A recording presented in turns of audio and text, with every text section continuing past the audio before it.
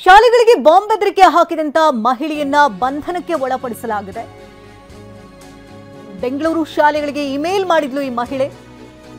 ಗುಜರಾತ್ ಮೂಲದ ಮಹಿಳಾ ಟೆಕ್ಕೀಸ್ ಅನ್ನ ಬಂಧಿಸಿದ್ದಾರೆ ಪೊಲೀಸರು. ಸೈಬರ್ ಕ್ರೈಮ್ ಪೊಲೀಸರಿಂದ ರೆನೆ ಜೋಶಿಲ್ದಾ ಬಂಧನಕ್ಕೆ ಒಳಪಡಿಸಲಾಗಿದೆ. ಬೆಂಗಳೂರಿನ 7 ಶಾಲೆಗಳಿಗೆ ಈಕೆ ಬೆದರಿಕೆಯನ್ನ ಕಳಿಸಿದ್ಲು. ಹಾಗಾಗಿ ಈಕೆಯ ಗುರುತು ಪತ್ತೆಗೆ ಕೂಡ ಮುಂದಾಗಲಾಗಿತ್ತು.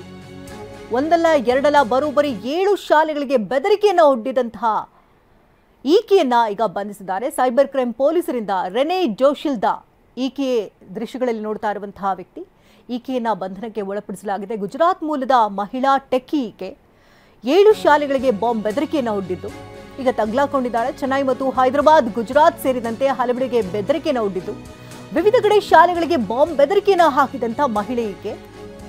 ಹೀಗೆ ವಿಪಿಎನ್ ಅನ್ನು ಬಳಸಿಕೊಂಡು ಇಮೇಲ್ ಕಳಿಸಿರುವುದು ಈಗ ಪತ್ತೆಯಾಗಿದೆ. ಗೇಟ್ ಕೋಡ್ ಎಂಬ ಆಪ್ ಮೂಲಕ ವರ್ಚುವಲ್ ನಂಬರ್ ಅನ್ನ ಪಡೆದುಕೊಂಡು ವರ್ಚುವಲ್ ಮೊಬೈಲ್ ನಂಬರ್ ಅನ್ನ ಪಡ್ಕೊಂಡಿರ್ತಾಳೆ ರೆನೆ ಜೋಶಿಲ್ದಾ. ಬರೋಬ್ಬರಿ 6 ರಿಂದ 7 ವಾಟ್ಸ್ಆಪ್ ಅಕೌಂಟ್ ಅನ್ನ ರೆನೆ ಜೋಶಿಲ್ದಾ ಹೊಂದಿದ್ದಾಳೆ ಎನ್ನುವುದು ಗೊತ್ತಾಗ್ತಾ ಇದೆ. ಯಾವ ರೀತಿ ವಿಕೃತಿ ಅನ್ನೋದು ಈಗ ಆಕೆಯನ್ನ ಬಂಧಿಸಿದ್ದಾರೆ. ಆಕೆಯಿಂದ ಇನ್ನಷ್ಟೇ ಮಾಹಿತಿಗಳನ್ನ ಪಡ್ಕೊಂಡ ನಂತರದಲ್ಲಿ ಮಾಹಿತಿಗಳು ಹೊರಬೀಳಬೇಕಾಗಿದೆ. ಯಾರ್ದಾದ್ರೂ ಒತ್ತಡದಿಂದ ಏನಾದರೂ ಈ ರೀತಿ ಮಾಡಿದ್ದಾಳ ಅಥವಾ ಆಕೆ ಮಾನಸಿಕ ಅಸ್ವಸ್ಥತೆ ಏನಾದರೂ ಆಕೆಗಿದೆಯಾ ಏನು ಎತ್ತ ಅನ್ನೋದ್ರ ಬಗ್ಗೆ ಇನ್ನಷ್ಟೇ ಮಾಹಿತಿಗಳು ಲಭ್ಯವಾಗಬೇಕಾಗಿದೆ.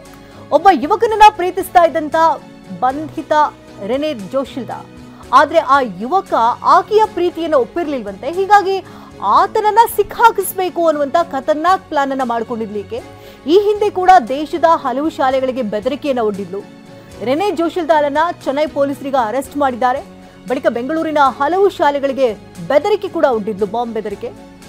ರೆನೆ ಜೋಶಿಲ್ದಾ ವಿರುದ್ಧ ಹಲವು ಠಾಣೆಗಳಲ್ಲಿ ಕೇಸ್ ಕೂಡ ಇದೆ. ಓರ್ವ ವ್ಯಕ್ತಿಯನ್ನ ಪ್ರೀತಿಸ್ತಾ ಇರ್ತಾಳೆ, ಪ್ರೀತಿಯನ್ನ ಆಕೆಗೆ ಹೇಳ್ಕೊಂಡಿರ್ತಾಳೆ. ಆದ್ರೆ ಆತ ಇದಕ್ಕೆ ಒಪ್ಕೊಂಡಿರೋದಿಲ್ಲ. ಆತನ ಮೇಲೆ ಕೆಟ್ಟ ಹೆಸರು ಬರಬೇಕು ಅನ್ನುವಂತಹ ನಿಟ್ಟಿನಲ್ಲಿ ಈ ರೀತಿ ಖತರ್ನಾಕ್ ಪ್ಲಾನ್ ಅನ್ನ ಮಾಡ್ಕೊಂಡಿದ್ದಾಳೆ ರೆನೆ ಜೋಶಿಲ್ದಾ ಅನ್ನುವಂತಹ ವಿಚಾರ ಬೆಳಕಿಗೆ ಬರ್ತಾ ಇದೆ. ಕೇವಲ ಬೆಂಗಳೂರು ಮಾತ್ರವಲ್ಲ, ರಾಜ್ಯದ ದೇಶದ ನಾನಾ ಭಾಗದ ಶಾಲೆಗಳಿಗೂ ಕೂಡ ಈಕೆ ಬೆದರಿಕೆಯನ್ನು ಹೊಡ್ಡಿದ್ಲು. ಅಂದ್ರೆ ಈ ಹಿಂದೆ ಕೂಡ ಶಾಲೆಗಳಿಗೆ ಬೆದರಿಕೆ ಹಾಕೊಂಡು ತಗ್ಲಾಕೊಂಡಿದ್ಲು ಅನ್ನೋದು ಕೂಡ ಈಗ ಬೆಳಕಿಗೆ ಬರ್ತಾ ಇದೆ. ರೆನೆ ಜೋಶಿಲ್ದಾ ವಿರುದ್ಧ ಕೆಲವು ಠಾಣೆಗಳಲ್ಲಿ ಈಗಾಗಲೇ ಹಲವು ರೀತಿಯ ಕೇಸ್ಗಳು ಕೂಡ ಇದೆ. ಈಕೆಯನ್ನ ಈಗ ವಶಕ್ಕೆ ಪಡ್ಕೊಂಡಿರುವಂತಹ ಪೊಲೀಸರು ಇನ್ನಷ್ಟು ಮಾಹಿತಿಯನ್ನ ಕೆದಕ್ತಾ ಇದ್ದಾರೆ. ಇದಕ್ಕೆ ಮೂಲ ಕಾರಣ ಏನು, ತನ್ನ ಹುಡುಗನ ವಿರುದ್ಧವಾಗಿ ಈ ರೀತಿ ಆರೋಪ ಬರಬೇಕು ಅಂತಾನೆ ಮಾಡಿಲ್ಲ ಅಥವಾ ಬೇರೆ ಕಾರಣಗಳಿದೆಯಾ ಅನ್ನೋದ್ರ ಬಗ್ಗೆ ಮಾಹಿತಿಗಳು ಹೊರಬೇ ತರಬೇಕಿದೆ.